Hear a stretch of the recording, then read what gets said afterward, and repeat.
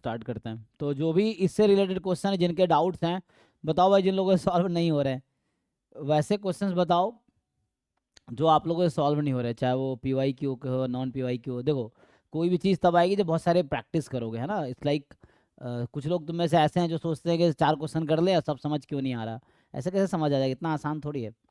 तो उसके लिए तुम्हें बहुत सारे क्वेश्चन करने होंगे। उस दौरान जो क्वेश्चन आपसे नहीं हो रहे हैं, वो आप पूछो, बताओ कहाँ हेल्प चाहिए, तो उसमें मैं बता सकता हूँ, है ना। इट्स नॉट लाइक कि तुमने 4 घंटे पढ़ ली है, सबको 4 घंटे में आ जाएगा।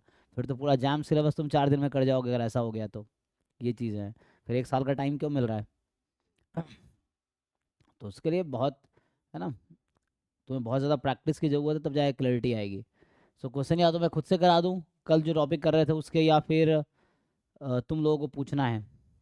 जिन लोगों ने ट्राई किया, जिनका जहाँ डाउट है, बताओ मल्टीवेरिएट डिस्ट्रीब्यूशन से रिलेटेड। जो मल्टीवेरिएट डिस्ट्रीब्यूशन है उससे रिलेटेड जहाँ भी जिनको डाउट्स है, तो वो बताओ। ये है। तो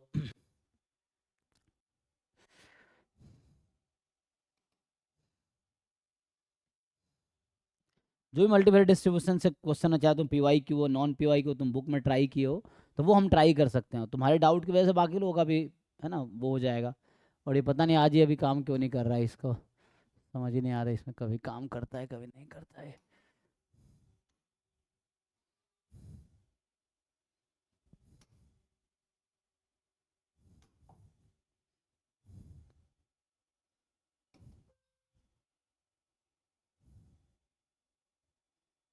स्टैंडर्ड मल्टीवेरिएट में क्या है। अच्छा, कि स्टैंडर्ड मल्टीवेरिएट इसमें क्या, वो उसमें वही क्वेश्चंस होंगे।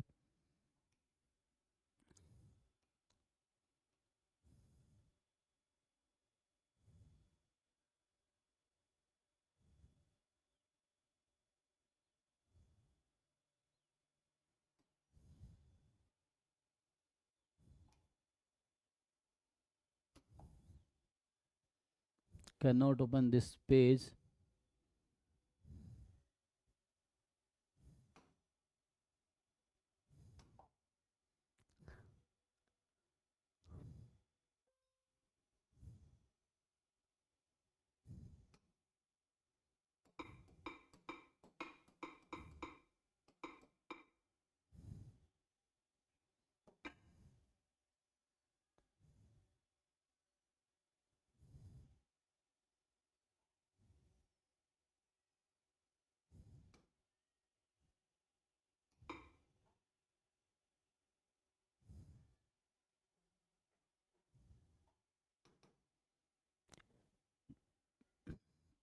नहीं तो ऐसे ही करते हैं, ग्रुप में तो भेज ही रखा था असाइनमेंट कल ना, या तो वैसे ही सॉल्व कर लेते हैं।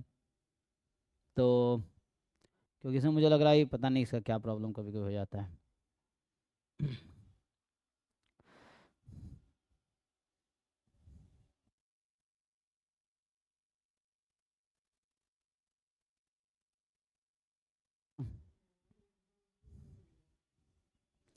चलो ठीक है, ऐसे ही सॉल्व करते हैं। देखो जिन लोगों ने ट्राई, या मैं कुछ क्वेश्चन खुद ही लिख देता हूँ।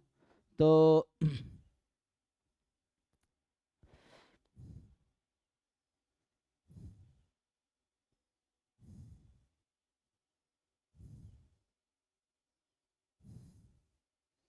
तो लास्ट टाइम असाइनमेंट भेजे थे ना, उसके क्वेश्चन कह रहे हो ना। देखो जो तुम्हारे पास असाइनमेंट है ही ग्रुप में, तो जैसे क्वेश्चन नंबर क्या पूछ रहे हैं, 16, है ना। जो भी क्वेश्चन जिन लोगों ने ट्राई किए हैं उसकी बात कर रहे हैं। 17, 13। सो 13 क्या है,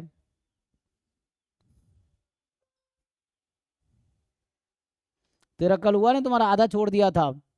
देखो, तो उसमें जस्ट सीरीज का समेशन निकालना। 13, अच्छा 12 था ना वो तो। हाँ वो हो गया था। 12th हो गया ना, उसमें सीरीज का सम निकालना था एंड में खाली, y बराबर 0 से इन्फिनिटी पे। तो वो 13 वाला ना, 13 देखो।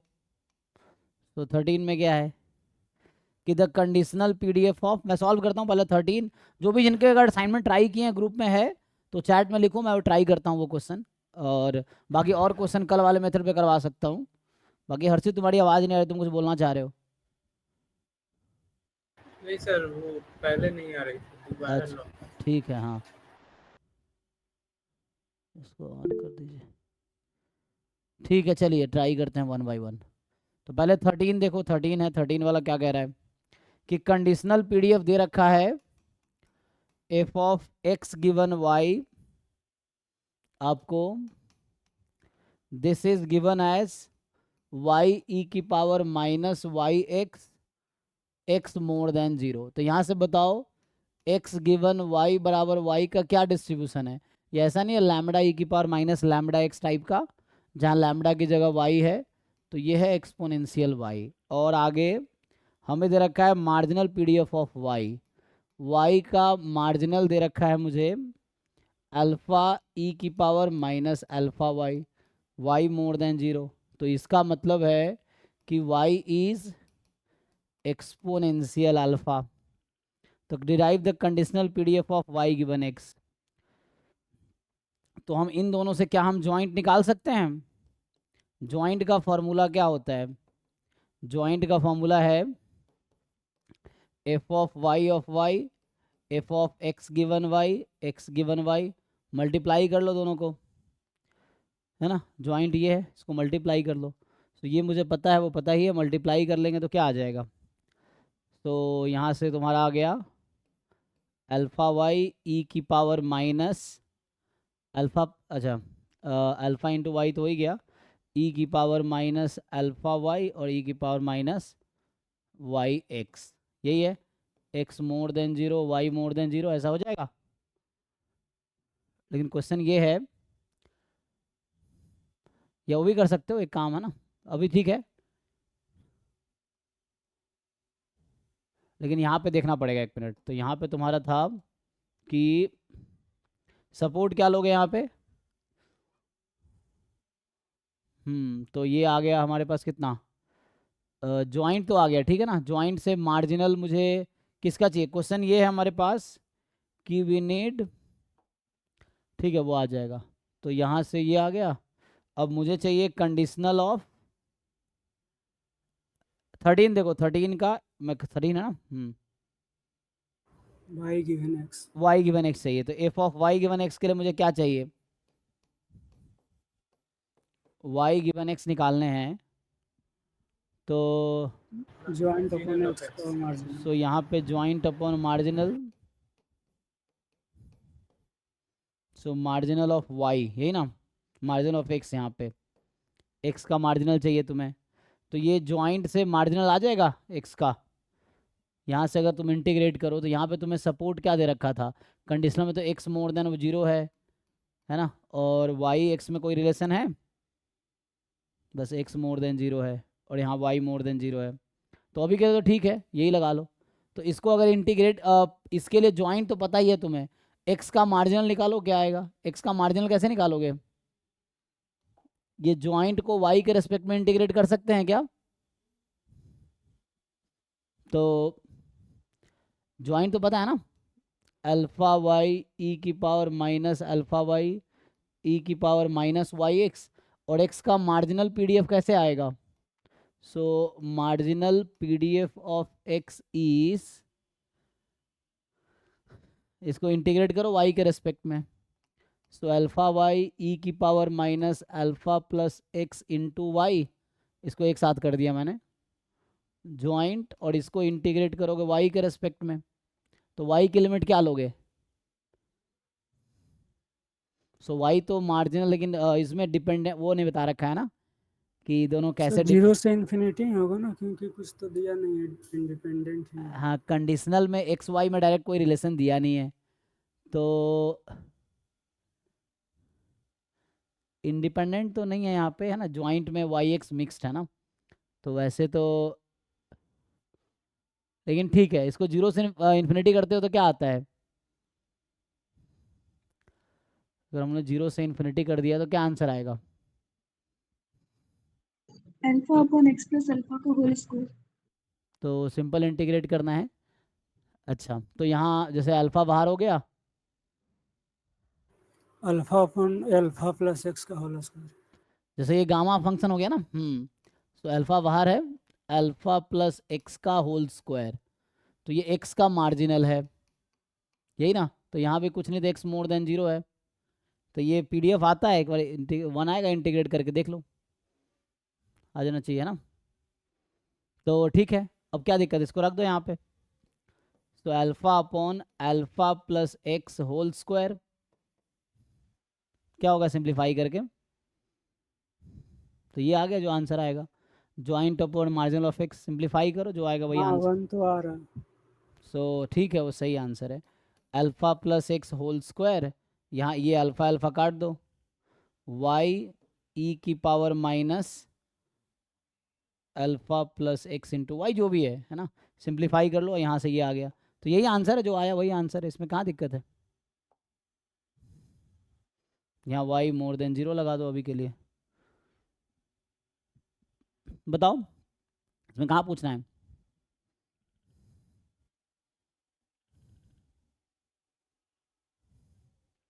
अरे भाई डाउट कहाँ था, मैं ये पूछ रहा हूँ, ऐसे क्वेश्चन बोल देते हो, इसमें कहाँ डाउट था। नहीं इतना किया था ये मार्जिनल तक, बट उसके आगे नहीं कर पाया था क्योंकि इसका आंसर भी नहीं है ना।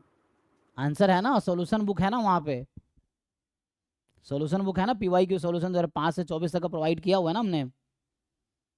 तो सॉल्यूशन पूरा डिटेल सॉल्यूशन है, तो 2005 से 24 तक का ग्रुप में भेजे थे ना कुछ दिन पहले, तो उससे मैच करो ना, डिटेल सॉल्यूशन रिटर्न सॉल्यूशन है, उससे मैच कर लो, जो भी पूछा गया उसमें फॉर्मूला लगाओ। ठीक है, सिर्फ सॉल्यूशन इकट्ठा करने से कुछ नहीं होगा, मैं बता रहा हूँ, क्योंकि तुम मान लो सबसे क्वेश्चन भेज में तुम्हें सॉल्यूशन इकट्ठा कर रहे हो, तो उससे कुछ थोड़ी हो रहा है, तुम नोट्स लेकर थोड़ी एग्जाम देने जाओगे, एग्जाम दिमाग लेकर तुम्हें सोचो ना क्या कर सकते थे। तो ये चीज़ है, सॉल्यूशन इकट्ठा करे कुछ नहीं होगा, खुद से सॉल्व करो, समझो क्या था। यहाँ से ज्वाइंट आ गया, ज्वाइंट आ गया था, मुझे ये चाहिए था, तुम्हें सोचना है क्या चाहिए। तो यहाँ से ये दोनों दे रखा है, ये दोनों से ज्वाइंट आ गया, और ज्वाइंट से यहाँ से फिर इस है ना, तो यहाँ से आ गया, इसका फार्मूला लगा दिया, तो इसका फार्मूला ये ज्वाइंट मुझे दिया था, ये निकालना था, तो ज्वाइंट से मार्जिन लगे, हो गया। ठीक है, एनीवे सो नेक्स्ट पर्सन है, चलिए। सो नेक्स्ट जिनका डाउट है 17 नंबर आते हैं। 17 जो है कि 17th क्वेश्चन कह रहा है कि है ना, जो चीज़ समझ नहीं आ रहा है उसको तुम्हें मैं स्पेशली कह रहा हूँ, उस पर तुम ये कोशिश करो तुम्हें समझ कैसे आएगा, इंस्टेड ऑफ ये कि 4 लोगों को भेज दोगे वो तुम्हें समझा देगा। कहते हैं लाइफ में जो कुछ हो रहा है उसमें तुम्हारी सिर्फ रिस्पॉन्सिबिलिटी है, तो सबसे ज़्यादा एफर्ट्स तुम्हारे चाहिए। तुम्हारा क्या रहता है, मैं देखता हूँ अप्रोच, तुम्हें चाहिए कोई ऐसा इंसान मिल जाए जो समझा दे। अरे भाई वो इंसान खुद समझ जाएगा, तुम्हें समझाएगा जब तुम समझना चाहोगे, तो उसके लिए तुम्हें एफर्ट्स करने होंगे। ये है, तो उसके लिए तुम्हें सबसे ज़्यादा चीज़ों को अफोर्ड करना होगा, क्या कर सकते हैं, क्या उस तरह से कोशिश करनी होगी।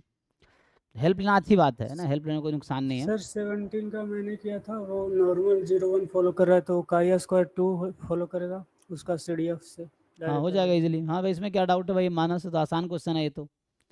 ये हमने पहले ही जो यूनिवेरिएट में थ्योरम लिखे थे वो तो उससे ही हो जाएगा कि x1 x2 जो है ये IID नॉर्मल 01 है ना, तो ये जो यूनिवेरिएट वाला कॉन्सेप्ट सही हो जाएगा।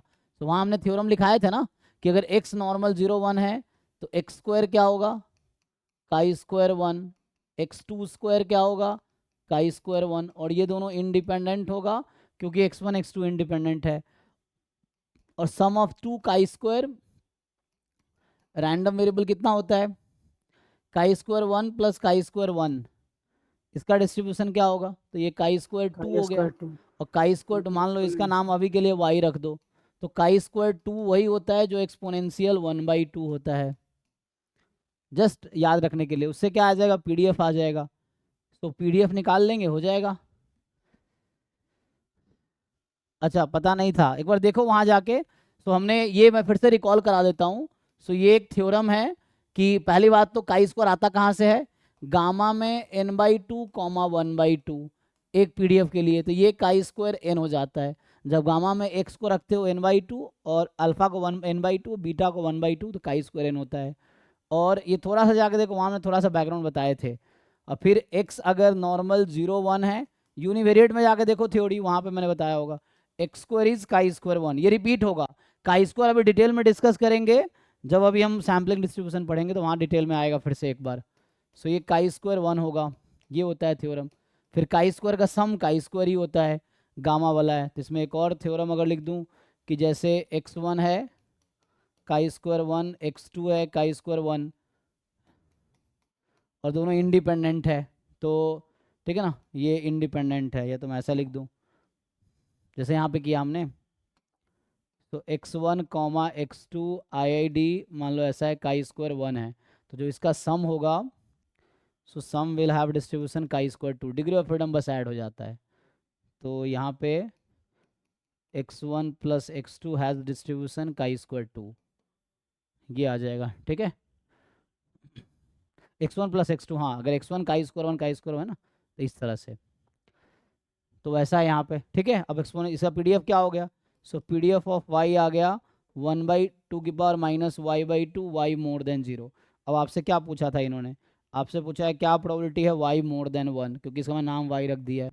सो y मोर देन 1, तो एक्सपोनेंशियल में y मोर देन 1 जो होता है ये e की पावर माइनस y/2, ये आ जाएगा आंसर, e की पावर माइनस 1/2 आ जाएगा। तुम इंटीग्रेट कर लो PDF को चाहो तो 1 से इन्फिनिटी में, डायरेक्ट फॉर्मूला है ये। लेस देन 2 है सर। ठीक है ना, ये कितना आएगा, अच्छा लेस देन 2 था क्या, अच्छा एक मिनट कहाँ पे क्वेश्चन था, मैं कोई और क्वेश्चन देख लिया शायद। तो इसमें लेस देन इक्वल 2 है तो उससे भी हो जाएगा मोर देन 1, फिर तो वैसे ही हो जाएगा जो भी है। लेस देन इक्वल टू 2 अगर है तो CDF लगा लो, लेस देन 2 था तो CDF ऑफ y एट 2, और इसका CDF होता है 1 माइनस e की पावर माइनस लैम्बडा x, तो 2/2, तो ये आ गया 1 माइनस e की पावर माइनस 1, है ना, यही आ जाएगा। ठीक, तो चलो नेक्स्ट पे आते हैं। तो नेक्स्ट हो गया 13 और 17, अगला है 26 36। ठीक है, 26 हो गया, वो काई स्क्वायर से ही बना था। अच्छा हो गया 26, ठीक है। 36 देखते हैं, तो बस सीखना है, देखिए जो भी नहीं आता वो सीखना है, जिनको आता उन्होंने सीखा है, तो बस आपको भी सीखना है, तो उसके लिए है ना फर्स्ट करने हैं। हाँ ये तो सिंपल है ना, 2x एक्सपोनेंशियल 1/2 हो जाएगा, तो काई स्क्वायर 1 काई स्क्वायर 2, ऑलरेडी y जो है आपका नॉर्मल 0 1 था, तो y स्क्वायर काई स्क्वायर 1, और z एक्चुअली भी z नॉर्मल 0 1 है, तो काई स्क्वायर 1 काई square 2 plus chi square 1 plus chi square 4 हो गया, और काई स्क्वायर 4 गामा से PDF निकाल लो, PDF से प्रोबेबिलिटी आ जाएगी। तो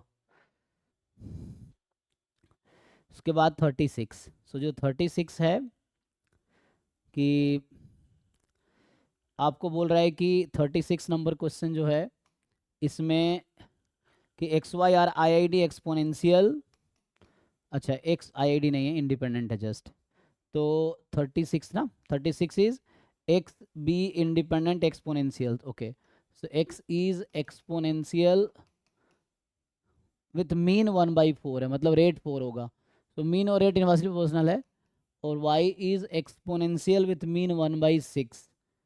तो एक्चुअली ये थ्योरम है जो कि मैंने शायद लिखाए होंगे, मैं रिपीट कर देता हूँ। तो ये दोनों इंडिपेंडेंट है, सो एक थ्योरम था, है ना, दोबारा बताने में कोई दिक्कत नहीं है, जैसे जरूरत पड़े, मान लो ऐसा है कि मान लो x1 is exponential lambda 1, x2 is exponential lambda 2, and dot dot dot dot dot मान लो चल रहा है, and let's say xn is exponential lambda n, ठीक है, एंड दे आर इंडिपेंडेंट। सो ये थ्योरम होता है कि देन जो मिनिमम लिखा हुआ है ना, इसने लिखा ना मिनिमम ऑफ ऑल, जिसको बोलते हैं first order statistics actually.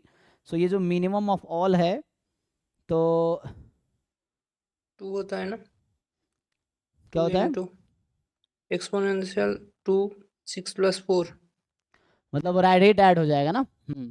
So then जो फर्स्ट ऑर्डर स्टैटिस्टिक्स है जिसको बोलते हैं minimum of all x1 x2 xn, तो इसका जो डिस्ट्रीब्यूशन होता है ये होता है एक्सपोनेंशियल रेट ऐड हो जाएगा, lambda 1 plus lambda 2 plus lambda n, ये थ्योरम है। ठीक है, कि जो फर्स्ट ऑर्डर स्टैट मतलब मिनिमम एक नया रैंडम वेरिएबल है, ये भी ऑर्डर स्टैट्स एक बार ब्रीफली बताया था। मतलब ऑर्डर स्टैट्स क्या होता है, जस्ट कि मिनिमम जैसे एन रैंडम वेरिएबल मिनिमम 1 को हो गया, second minimum second order statistic, third minimum third order statistic, and so on, जो लास्ट मिनिमम है मतलब maximum of all is the nth order statistics. तो ये थ्योरम होता है जो फर्स्ट ऑर्डर स्टैटिस्टिक्स, इसका मतलब मिनिमम ऑफ ऑल, तो ये खुद एक रैंडम वेरिएबल है, तो इसका डिस्ट्रीब्यूशन ये होगा। तो यहाँ से जो आपको बोला हुआ है मिनिमम ऑफ x, y, जिसका नाम इस क्वेश्चन में z दे रखा है ना, तो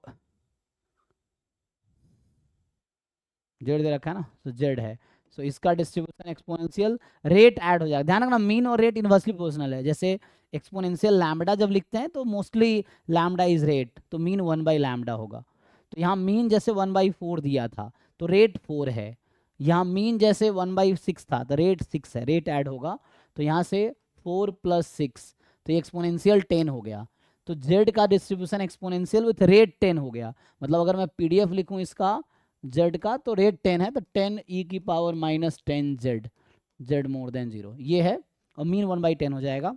पूछा क्या है हमसे, तो मीन ही पूछा है, तो एक्सपेक्टेशन ऑफ z क्या होगा, तो 1/10 0.1।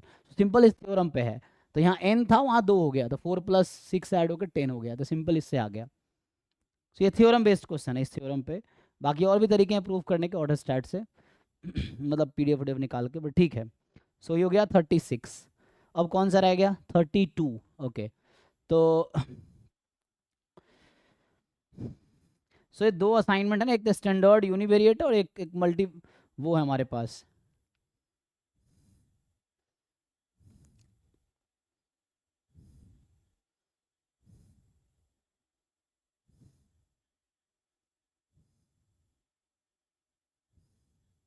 सर एक्स माइनस वाई का अगर दो अगर एक्सपोनेंशियल हो तो डिफरेंस क्या आपका डबल एक्सपोनेंशियल होगा? हाँ डबल एक्सपोनेंशियल होगा। डिफरेंस आईआईटी होना चाहिए। आईआईडी नहीं, मतलब हाँ वहाँ पे आईआईडी होना चाहिए, आईआईडी एक्सपोनेंशियल है तो ओके। एक और असाइनमेंट ये भेजता हूँ, ये भी ट्राई करना नेक्स्ट क्लास तक। तो ये सेम ही है, मतलब उसमें कुछ अलग तो है नहीं। तो मतलब ये स्टैंडर्ड के नाम से, लेकिन वही सब क्वेश्चंस होगा मुझे लगता है।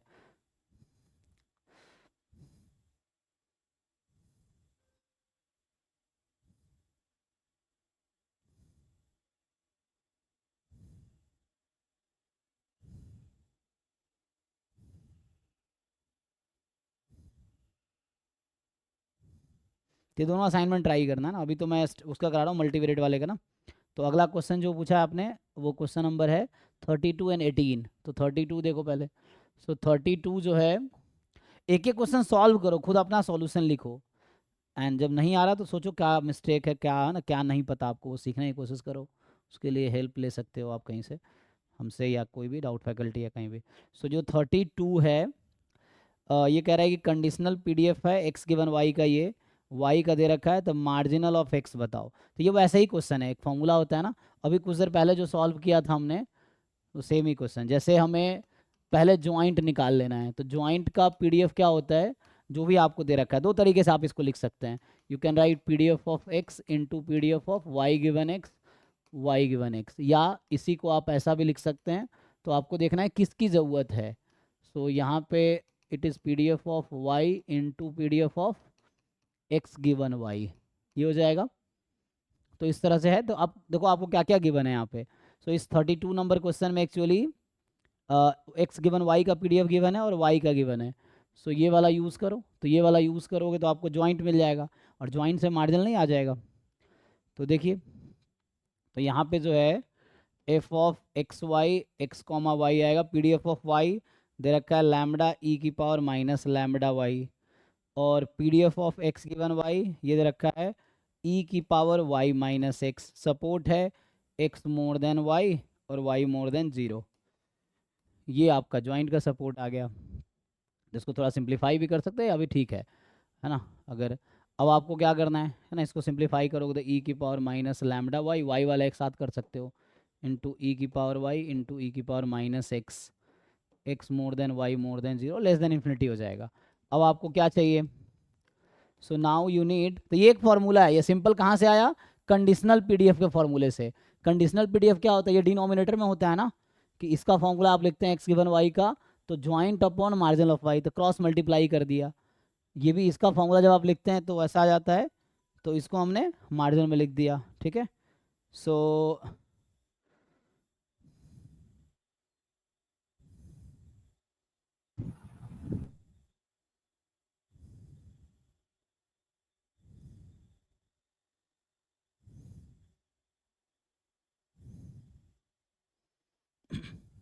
आ जाएगा भाई जिनका डाउट था।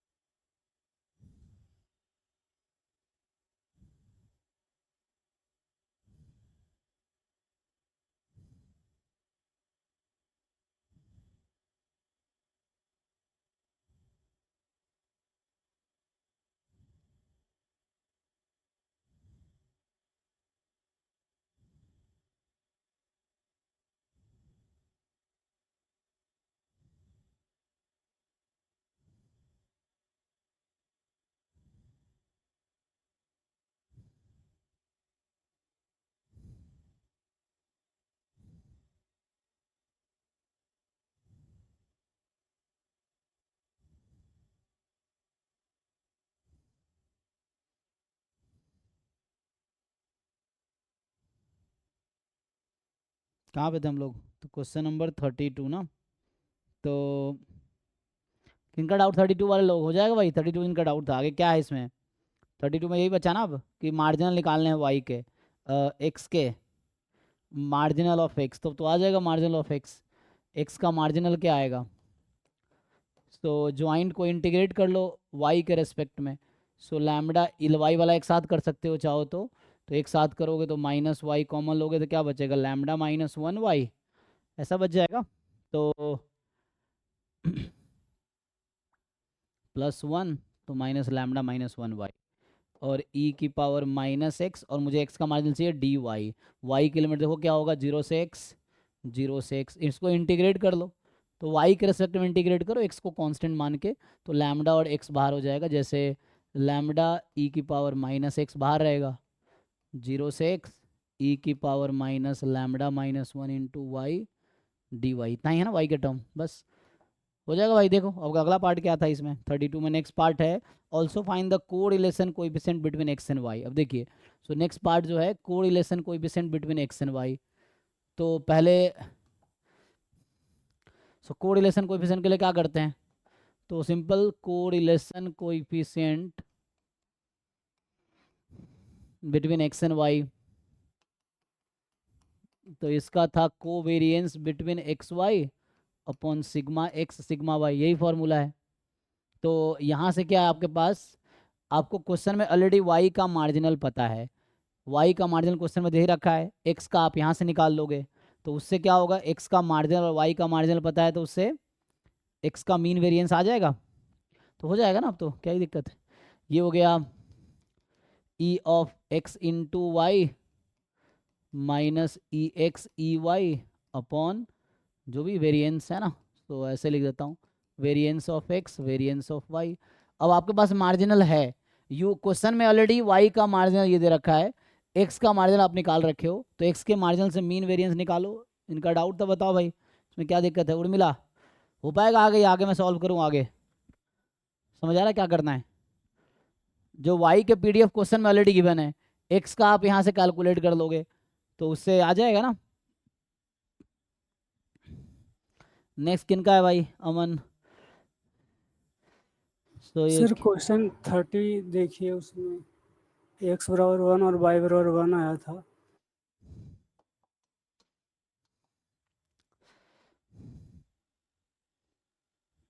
थर्टी एक्चुअली ठीक है। क्या ये x y be the independent binomial one थे, then the probability that matrix, orthogonal matrix का क्या डेफिनेशन है? वो ए इंटू ए ट्रांसपोज बराबर आइडेंटिकल मैट्रिक्स होता है, वो जो करो यूनिट इसमें, मैट्रिक्स। तो इसमें क्या आया तुमने ऐसा किया तो? वो एक्स बराबर 1 और वाई बराबर भी 1 आया। उसके बाद ये जैसे वो क्या एंड आया? आया या और आया, क्या आया है? एक्स बराबर 1 वाई बराबर 1। ये कैसे आ गया एक्स बराबर वाई? यहाँ आएगा X square plus Y square is equal to 2 आएगा एक कंडीशन, और एक कंडीशन आएगा X into Y is equal to 1। ये कहाँ से निकाल, तुमने सॉल्व किया इक्वेशन को? अच्छा हाँ, उससे सॉल्व किया था, ए इंटू ए ट्रांसपोज करके 1 रख के, तो एक्स बराबर 1 वाई बराबर भी 1 आया था। ठीक है, फिर प्रोबेबिलिटी निकाला था एक्स बराबर 1 और कॉमा इंटरसेक्शन वाई बराबर 1 करके, तो वो सही था क्योंकि और था या और एंड। अरे भाई तुम्हें सोचना है ना, तो वहाँ और एक एंड है, तुम इक्वेशन सॉल्व करते हो तो क्या आता है? और आता है, एंड आता है। एक तो इसको जब सॉल्व करते हो तुम्हारा आएगा एक्स प्लस वाई इज 2, ये तुम्हें समझना है, और है कि एंड है।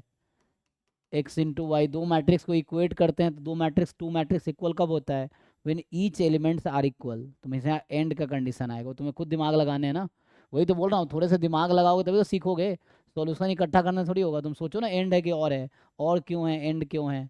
तो यहाँ पे क्या होता है कि फर्स्ट एलिमेंट, ये 2x2 का मैट्रिक्स है दोनों साइड, तो first element should be equal to first element, and second element should be equal to second element, third element should be equal to third element, and fourth element.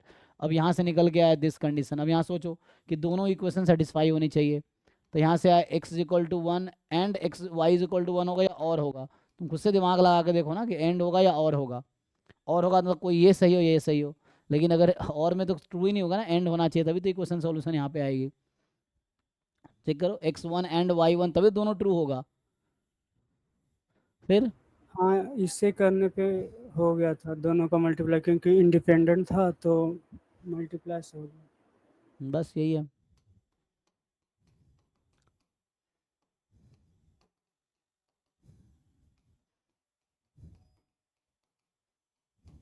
और दोनों IID है तो put कर लो, आ जाएगा। सो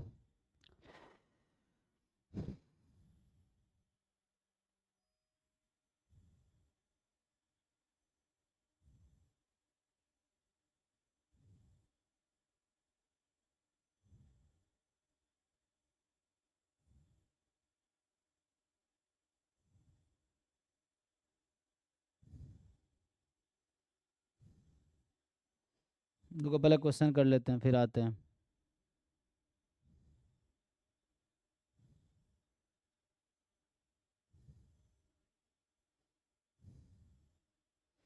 तो अगला question क्या है जी? सो नेक्स्ट क्वेश्चन जो है आपका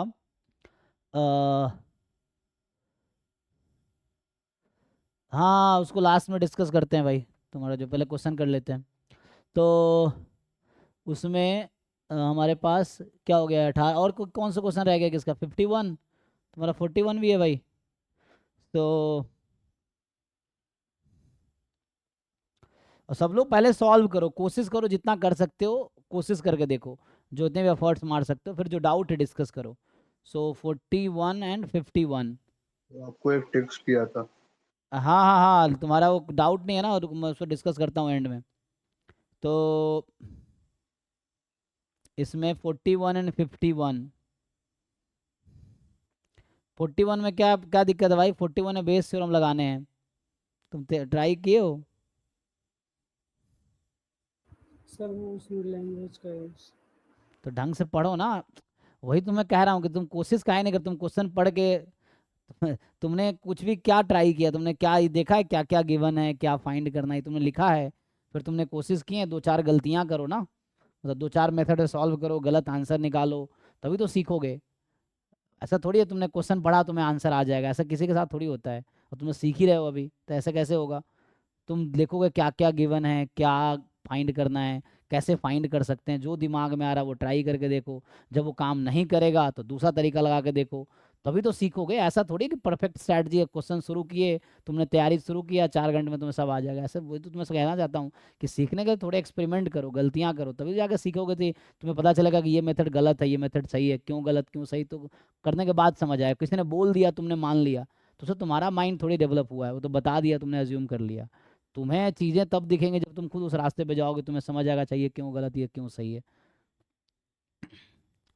तो जो खुद गलतियां करके जो तुम सीखोगे, कोई और तुम्हें सॉल्यूशन दे देगा तो उतना थोड़ी सीख पाओगे। तो ये बेस थ्योरम का है, ट्राई करके देखो, इजी है। कि दो ऑप्शन है V1 V2, और देन भी बेस थ्योरम का फॉर्मूला लिखो, 4 चीज़ें चाहिए, उसमें सब कुछ है इसमें। ट्राई करके देखो, नहीं तो फिर पूछो कि ऐसे किया मैंने क्या हुआ। इसमें E1 क्या लेंगे, पूछा क्या है क्वेश्चन में? If randomly selected laptop in the institute has life time more than 2 years, ये गिवन है। ये इवेंट ए जो मैं लेता था, event A is life time of the, जो भी आपने लैपटॉप सेलेक्ट किया, life time of the laptop is more than 2 year. ये कैपिटल ए इवेंट जो लेता हूँ बेस थ्योरम में वो है। पूछ क्या रहा है? Then the probability that it was supplied by vendor V2। तो E1 E2 इवेंट लेते हैं, E1 हो गया वेंडर V1, E2 हो गया वेंडर V2, ठीक है। सो आप बेस थ्योरम लगाओ, प्रोबेबिलिटी ऑफ E2 गिवन ए लगाओ। अब उसमें 4 चीज़ें चाहिए, देखो क्वेश्चन में है, एक्सपेरिमेंट करो तो सीखोगे। मैं कह रहा हूँ सिर्फ सॉल्यूशन देख के इतना थोड़ी सीख पाओगे, जितना तुम खुद करके गलती करके सीखोगे वो ज़्यादा से अच्छे सीख पाओगे। नहीं तो किसी ने सॉल्यूशन दे भी दिया, उस टाइप का नया क्वेश्चन आएगा, तब भी तुम वही गलती करोगे जो पहले तुम गलती कर रहे थे। सॉल्यूशन देखने से थोड़ी इंसान आ जाता है, कोशिश करने से आएगा।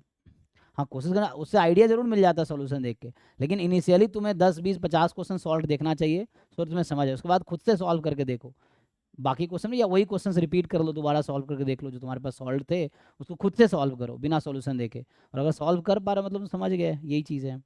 फिर अनसॉल्व क्वेश्चन सॉल्व करके देखो। तो बेस थ्योरम लगाओ, इसमें देखो डिस्ट्रीब्यूशन दे रखा है, तो पहले में निकालना है x मोर देन, है ना, V1 मोर, मतलब जो भी लाइफ टाइम मोर देन 2 निकालना है यूनिफॉर्म 0 4 में। यूनिफॉर्म 0 4 में 2 से क्या 2/4 1/2 आ जाएगी। तो प्रोबेबिलिटी ऑफ E1 गिवन ए आ गई 1/2। Probability of E2 given A, जब ये निकालोगे तो एक्सपोनेंशियल 1/2 में प्रोबेबिलिटी मोर देन 2 निकालने हैं, तो 2 से इन्फिनिटी में इंटीग्रेट कर लो, क्या आएगा, तो उससे आ जाएगा इसके PDF को। ट्राई करो, देख के छोड़ने से आएगा नहीं, ठीक है ना। तो सॉल्व करूं या समझ आया तुम्हें? सर हम कर लेंगे, हाँ, बेस थ्योरम नहीं हुआ लगाओ। तो डाउट क्लास में पूछ लेंगे। हाँ, नहीं तो फिर पूछो, कोई ट्राई करके पूछो, अच्छी बात है। चलिए ये सब चीज़ें है ना, क्योंकि ट्राई करोगे तब पूछोगे, ज़्यादा समझ आएगा जब तुम सॉल्व करके आओगे। नेक्स्ट जो है क्वेश्चन नंबर 70, तो 51 पे आते हैं, 75 देन 17 का रह जाएगा बताना है। 18 में क्या था तुम्हारा, 18 हुआ भाई कि नहीं, क्या है 18 में? कंडीशनल PDF, यहाँ भी क्या ज्वाइंट दे रखा है, तो conditional PDF of x given y, same ही तो है जो अभी कर रहा था मैं। ये 32 नंबर जो क्वेश्चन है, 32 और 18 तो सेम ही है, इसमें भी ज्वाइंट दे रखा है conditional PDF y given x। 18 तुम्हारा ही क्वेश्चन था ना भाई अमन? हाँ सर। क्या डाउट है इसमें?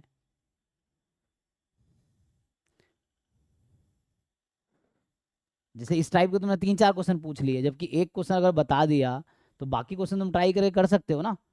अभी जो पहला क्वेश्चन मैंने सॉल्व किया, तुम्हारा ही शायद डाउट था, वो भी यही क्वेश्चन था, सेम ही क्वेश्चन था वहाँ भी, जो पहला क्वेश्चन मैंने आज सेम सॉल्व। पैटर्न था उसका। हाँ, तो ये सब ट्राई क्यों नहीं दोबारा करके, मान लो जैसे ये क्वेश्चन बता दिया मैंने, तो जैसे ये क्वेश्चन नंबर 13 सॉल्व हुआ है वैसे ही 18 सॉल्व हुआ है, तुम्हें खुद ही इतना सेंस होना चाहिए, 18 नहीं पूछते हैं, खुद करके देख लेते हैं। जैसे एक क्वेश्चन का अप्रोच बता दिया तो तुम्हें इतना होना चाहिए ना, चलो ये हमने समझ गया कैसे करना है, इसी सेम तरीके से 18 सॉल्व होगा, तो तुम्हें 13 भी पूछना, 18 भी पूछना है, फिर सॉल्यूशन इकट्ठा करना है, क्या मतलब है। मैं कहता हूँ जैसे मान लो एक तुम्हें यहाँ अप्रोच नहीं पता था कैसे निकालने, अब ये अप्रोच समझ आया कि ज्वाइंट है, कंडीशनल निकालना था, तो यहाँ तो ज्वाइंट सीधा सीधा दे दिया है, कंडीशनल कैसे निकलेगा, ज्वाइंट अपॉन मार्जिनल, यही होता है ना, यही तो निकालना है इस क्वेश्चन में भी, 18 में भी conditional of y given x, यही निकालने हैं, तो joint upon marginal, joint question में लिखा हुआ है, मार्जिनल तुम्हें निकालना आता है कि नहीं, और अगर मार्जिनल निकालना नहीं आ रहा तो तुम्हें कैलकुलेशन नहीं आ रहा है, इसका मतलब, ठीक है। तो मैं फिर तुम्हें कह रहा हूँ सॉल्यूशन इकट्ठा करने के चक्कर में मत पड़ो, खुद सॉल्व करो, जितने ज़्यादा खुद सॉल्व करो उतना सीखोगे। इट्स नॉट लाइक क्वेश्चन भेज दिए सॉल्व भेजते रहो, सॉल्यूशन भेजते रहो, सॉल्यूशन रट्टा थोड़ी मारने हैं, समझने हैं।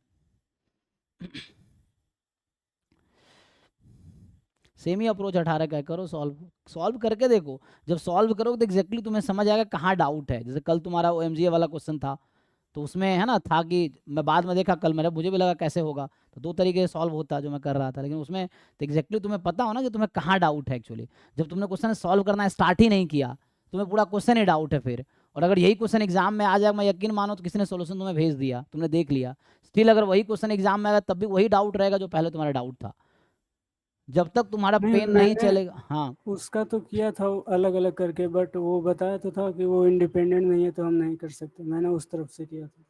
हाँ, तो इसको भी ट्राई, यहाँ भी इंडिपेंडेंट नहीं है, कोई दिक्कत नहीं है, PDF है ना हमारे पास,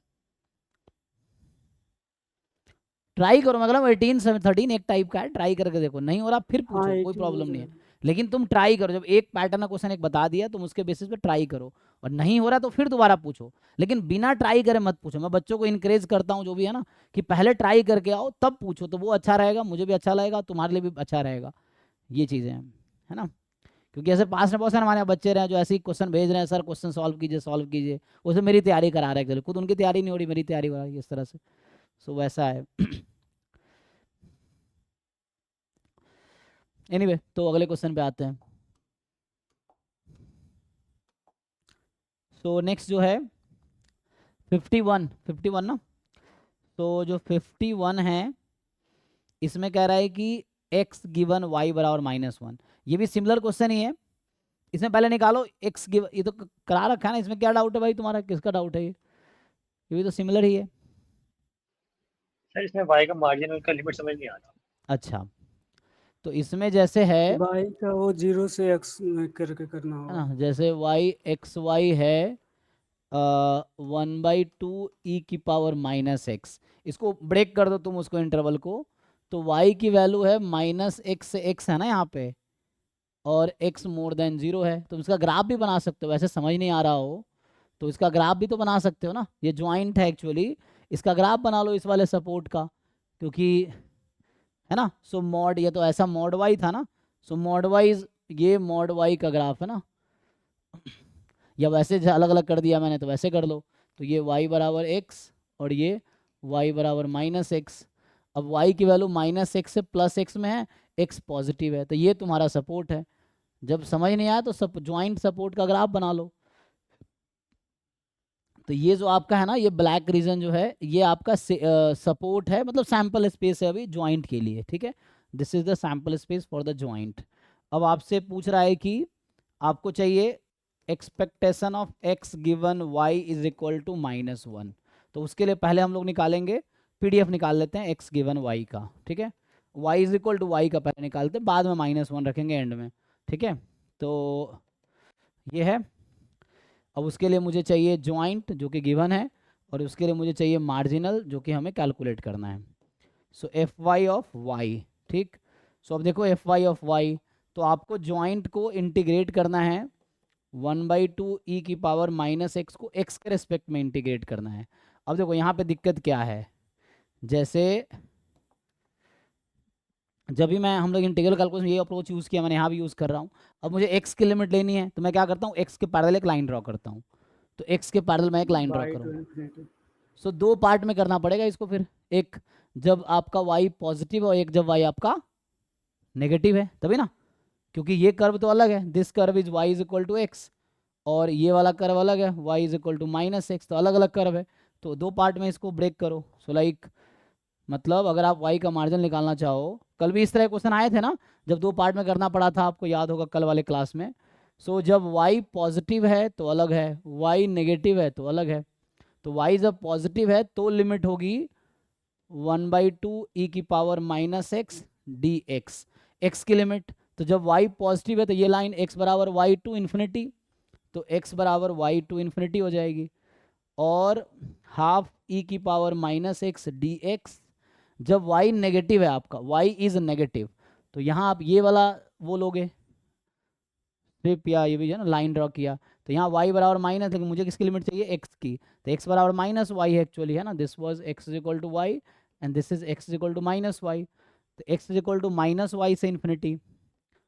सो -y से इन्फिनिटी, लेकिन लकड़ी क्या है आपका, ये वाला पार्ट है ना, आपको जो y इन्होंने दे रखा है नेगेटिव वाला, तो ये वाला PDF आपको कंसिडर करना होगा बाद में, क्योंकि ये दे रखा है ना नेगेटिव, इसीलिए। देखो तो ये आया, जैसे इसे एक और चीज़ समझ आ गया कि अगर इस तरह का जॉइंट गिवन होगा तो मार्जिनल कैसे निकलेगा। तो ये y का मार्जिनल है, ठीक है। इसको इंटीग्रेट कर लो आप तो इजीली आ जाएगा। तो चेक कर लो अब क्या रहेगा। तो अब आपको चाहिए, तो हमें एक्चुअली है ना, हमें हमारा जो y माइनस है, नेगेटिव है, ये वाला पार्ट हम कंसीडर करेंगे। जब हम कंडीशनल निकाल रहे हैं ना, तो हम नेगेटिव y के लिए काम करेंगे, क्योंकि मेरा y यहाँ -1 इसलिए दे रखा है ना, तो हमें नेगेटिव y के लिए काम करना है एक्चुअली, ठीक है। सो आगे क्या करेंगे अब आप,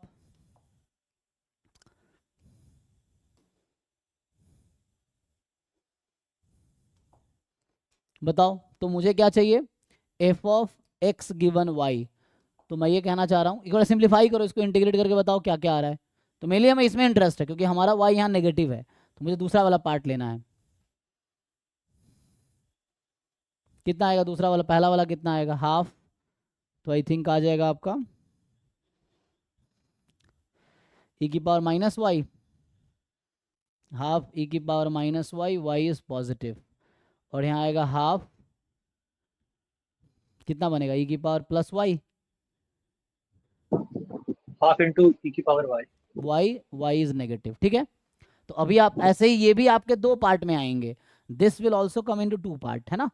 एक बार जब y अच्छा x के लिए है ना, तो x हमारे पास क्या है, x गिवन y, तो इसमें कंडीशनल है ना, तो कंडीशनल में अच्छा सपोर्ट मेरा क्या था, एक मिनट, सपोर्ट, हाँ यहाँ सपोर्ट हम लोग y का मार्जिन निकाल रहे थे ना। सो कंडीशनल में क्या होगा, देखो जब कंडीशनल लिखोगे तो ऊपर वाला सपोर्ट लिखना है पॉजिटिव के लिए, जब y आप पॉजिटिव ले रहे हो तो ऊपर वाला सपोर्ट, नेगेटिव ले रहे हो नीचे वाला सपोर्ट। तो नीचे वाले जो सपोर्ट है यहाँ पे एक्स एक्सेस के नीचे, उसमें क्या है वैल्यू, तो मैं जस्ट नेगेटिव y के लिए काम कर रहा हूँ, ठीक है। इसको हटा देता हूँ, बस मैं नेगेटिव y के लिए लिखता हूँ। तो आपका ज्वाइंट है हाफ e की पावर -x, और आपके y का मार्जिनल ये है हाफ e की पावर y, जब y नेगेटिव था। लेकिन यहाँ पे एक्चुअली ये x का डिस्ट्रीब्यूशन है, तो x का रेंज क्या लिखेंगे आप? तो देखो ये नेगेटिव वाले पार्ट, इस वाले पार्ट में x का रेंज क्या है, कहाँ से कहाँ तक x जाएगा आपका? इस वाले पार्ट में जब y नेगेटिव है तो x की वैल्यू कहाँ से कहाँ तक लोगे? माइनस वाई से इंफिनिटी। हाँ, माइनस वाई से इन्फिनिटी। ठीक है, तो यहाँ पे x की वैल्यू क्या, हमारे पास x क्या था, x, अच्छा y था माइनस x से x ना, हाँ, तो यहाँ से आएगा माइनस वाई से इन्फिनिटी, क्योंकि y नेगेटिव है तो इसलिए x की वैल्यू आएगी more than minus Y, and y is negative actually, तो माइनस वाई पॉजिटिव है, ये हो गया। अब x is more than minus Y से इन्फिनिटी, क्योंकि x बराबर माइनस वाई है, सो इस रीजन में, और y इज नेगेटिव। अब पुट कर लो, आपको क्या पुट, अच्छा आपको चाहिए था ना, तो आप y को -1 रख लो अभी के लिए। सो अभी के लिए ये है कि what is the, now the question is what is PDF of x given y is equal to -1। So y given -1। अब आप जहाँ जहाँ y दिख रहा है ना इसमें -1 रख दो, ठीक है। मैंने एक ही पार्ट लिखा है, बस ये वाला पार्ट यूज़ किया है। सो y को -1 रख दो, तो ये हाफ हाफ तो कट गया, सो e की पावर -x, e की पावर -1, y को -1 रख दिया, और x क्या आ गया, मोर देन y -1 रखो, -1 + 1 हो जाएगा। तो ये आ गया आपका PDF। अब मीन आ जाएगा, so this is something like e की पावर माइनस में x -1, x मोर देन 1। ये शिफ्टेड एक्सपोनेंशियल बोलते हैं या ट्रंकेटेड एक्सपोनेंशियल डिस्ट्रीब्यूशन है। तो ठीक है, एक्सपोनेंशियल 1 को ट्रंकेट किया 1 पे, निकाल पाओगे यहाँ से मीन, तो इसका मीन निकालना है एक्चुअली आपको बस। So e of x given y is equal to -1, निकालो क्या आएगा। सो एक्चुअली यहाँ पे अगर आप ध्यान से देखोगे ना, तो x -1 का डिस्ट्रीब्यूशन एक्चुअली एक्सपोनेंशियल 1 होगा, तो इसका मीन 1 आएगा, तो इसका मीन 2 आ जाएगा। इसको चेक करो, 2 आएगा, वो चेक कर लीजिए। Yes sir, 2 answer. ठीक है ना, ठीक है। तो इस तरह से है। तो यहाँ 2 पार्ट था, इसलिए मैंने 2 पार्ट अलग अलग ना, जैसे इसका कंडीशनल निकालते तो ये मैंने y नेगेटिव के लिए लिखा था, ऐसे ही y पॉजिटिव के लिए लिखता तो यहाँ पे ये वाला पार्ट पुट करते, फिर पॉजिटिव के लिए काम करते, ये है। ठीक है, नेक्स्ट है 51 के बाद 75, फिर 70, ओके 70 एंड 75। तो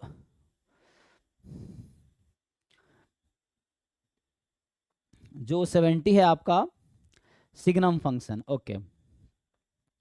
तो यहाँ पे क्या है, जो 70 नंबर है कि 70 में B part, if the correlation coefficient between y1 and y2 is alpha. तो 70 में कोवेरियंस पार्ट, देखो ये कोवेरियंस अगर निकालूंगा तो आप यहाँ से मैं बस हिंट देता हूँ। सो x1 x2 क्या है, IID नॉर्मल 0 1 है। ट्रांसफॉर्मेशन से आप प्रूव कर पाओगे, जो y1 इसने लिख रखा है 70 में, x1 signum function of x2 and y2 है x2 signum function of x1। Signum function क्या होता है, 1 - 1, मेनली यहाँ x1 होगा जब x2 पॉजिटिव है, -x1 जब x2 नेगेटिव है, और ये वाला पार्ट x2 होगा जब x1 पॉजिटिव है, -x2 जब x1 नेगेटिव है। मैंने 0 को इग्नोर किया है क्योंकि कॉन्टिन्यूस में 0 है प्रोबेबिलिटी, पॉइंट है प्रोबेबिलिटी 0 होती है, इसीलिए। ठीक है, तो यहाँ से आ जाएगा नेगेटिव, ठीक है ना। तो ये 70 नंबर क्वेश्चन कर रहा हूँ अभी मैं। तो यहाँ से क्या आ जाएगा कि, ठीक है, तो इसको आप अगर सॉल्व करोगे तो यहाँ से आप प्रूफ, अगर ट्रांसफॉर्मेशन लगाओगे y1 y2 भी नॉर्मल 0 1 आएगा, राइट जी। सो उसकी वजह ये है कि x1 नॉर्मल 0 1 है, -x1, x अगर नॉर्मल 0 1 है तो -x का डिस्ट्रीब्यूशन भी नॉर्मल 0 1 ही होता है। तो ये भी नॉर्मल 0 1, ये भी नॉर्मल 0 1 है, हाफ हाफ प्रोबेबिलिटी है, मतलब CDF लगा के प्रूफ कर सकते हैं इजीली। ट्रांसफॉर्मेशन से y1 का CDF निकालेंगे तो ये प्रूफ हो जाएगा कि y1 and y2 are IID क्या नॉर्मल 0 1। मेन पार्ट है what is covariance between y1 and y2। So covariance between, वो तो उसका पूरा रेंज पे होता है ना, मतलब कि x है 0 के अबाउट सिमेट्री, इसलिए -x भी होगा, मतलब सेम डिस्ट्रीब्यूशन होगा, पर वो तो पूरा रेंज में होगा। मतलब हाँ, मतलब पूरे रेंज में होगा, लेकिन ये हाफ हाफ प्रोबेबिलिटी आ जाएगी। तो एट द एंड सम करोगे तो y1 का अगर CDF निकालोगे ना, तो कंडीशनल प्रोबेबिलिटी लगाओ। y1 का CDF जब निकाल रहे होगे तो यूज द कंडीशनल प्रोबेबिलिटी। ये E1 है, ये E2 है, मैं ये बोल रहा हूँ probability of y1 less than equal to y, यही करोगे ना, ये प्रोबेबिलिटी ऑफ a है, तो कंडीशनल प्रोबेबिलिटी लगाओ, probability of e1 into A given e1, या इंटरसेक्शन करना इंटरसेक्शन से कर लो, तो वहाँ से वही आ जाएगा, CDF सेम ही आ जाएगा। तो मैं ये बोलना चाह रहा हूँ यहाँ से हुआ क्या, यहाँ आएगा तुम्हारा ट्रांसफॉर्मेशन से हो जाएगा, पर उस लॉजिक से नहीं आ रहा है कि सो माइनस 5, ये आ जाएगा एक्चुअली, यहाँ से करोगे ना तो ऐसा आ जाएगा 5y half into 5y half into 5y, तो एक बार होगा x1 हाफ, क्यों आएगा, प्रोबेबिलिटी x2 मोर देन 0 इसकी वजह से, और फिर y की जगह रख दोगे x1, तो x1 लेस देन y तो 5y, क्योंकि x1 नॉर्मल है, फिर हाफ क्यों आएगा इसकी वजह से, फिर minus x1 less than y, so minus x1 का भी ओरिजिनल डिस्ट्रीब्यूशन, तो जब बोल रहे हो x1 नॉर्मल 0 1 है, तो माइनस x1 भी तो नॉर्मल 0 1 ही है, तो माइनस x1 भी नॉर्मल 0 1 है, तो उसके से माइनस x1 5y हो जाएगा, तो इससे आ जाएगा 5y सिंपली।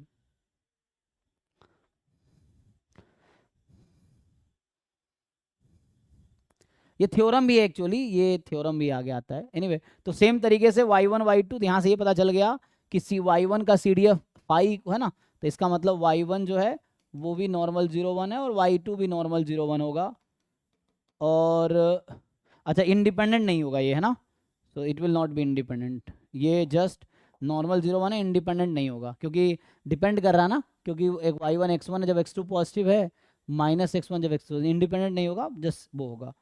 और सो यहाँ पे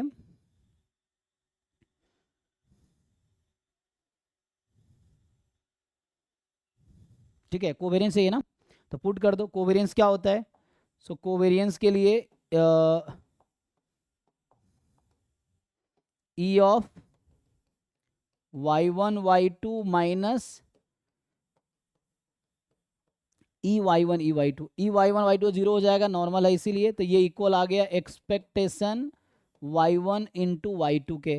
अब यहाँ पे जब आप पुट करोगे, सो y1 क्या है, x1 time signum x, so put कर देता हूँ अभी मैं, सो x1 into x2 signum function of x1 into signum function of x2, जो ओरिजिनली गिवन है, यही है ना, गिवन ओरिजिनली। अब होता क्या है, इसको और मैं ठीक से लिखता तो ये एक्चुअली ऐसा होता है, तो ये तो ऐसे लिख दिया मैंने, अगर जो signum function of SGN of x1 है, तो इसको लिख सकता हूँ x अपॉन मॉड x1 या मॉड x1 अपॉन x1, ऐसा लिख सकते हैं, हाँ या ना, हाँ ये भी तो 0 -1 1 होगा, ठीक है ना, वही चीज़ है, मतलब जीरो वाला इग्नोर किया हूँ, ऐसे लिखते तो यहाँ पे ये भी होता, लेकिन मैंने जीरो वाले पार्ट इग्नोर किए क्योंकि ज़रूरत नहीं है। सो यहाँ पे mainly signum x1 mod x1 upon x1 लिख सकते हो, लिख दो इसको, तो यहाँ से इजीली ही आ गया। सो तुम क्या कर सकते हो, यहाँ से हो गया अब ना, ठीक है, सो ये mod x1 upon x1 mod x2 upon x2, तो यहाँ से क्या हुआ, ये दोनों मिलकर इसको काट दिया, तो अब आ गया, और दोनों इंडिपेंडेंट तो है ही, तो mod x1 E of mod x2, और ये हो गया मीन डेविएशन अबाउट 1/2 1/2 नहीं 1/2 नहीं, √2/π होता है ना, √2/π तो into ये 1 2/π आ जाएगा, तो ये मीन डेविएशन का फॉर्मूला होता है, तो उससे आ जाएगा, ठीक है, तो यहाँ से आपका फॉर्मूला आ जाएगा।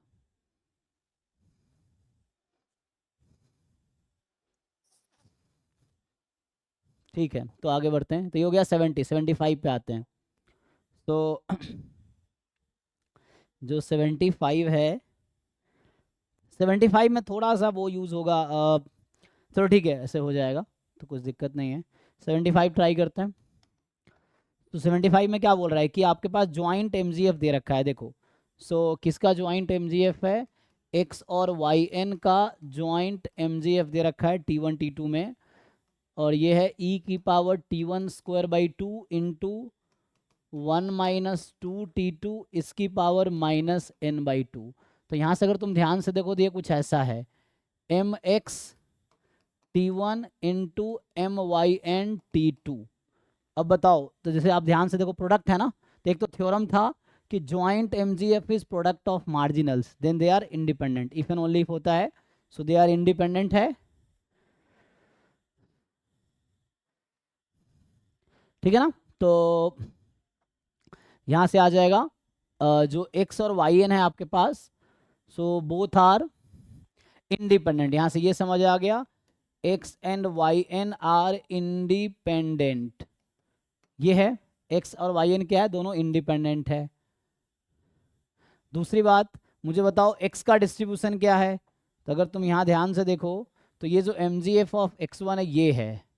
सो व्हाट इज, ये किसका एम जी एफ है, नॉर्मल जीरो नॉर्मल वन 0 1 है ना। सो नॉर्मल 0 1 पहचानना पड़ेगा स्टैंडर्ड वाले को। और वाई एन जो है ये किसका Chi एम जी एफ है, काई स्क्वायर एन का, है ना, काई स्क्वायर एन हो गया।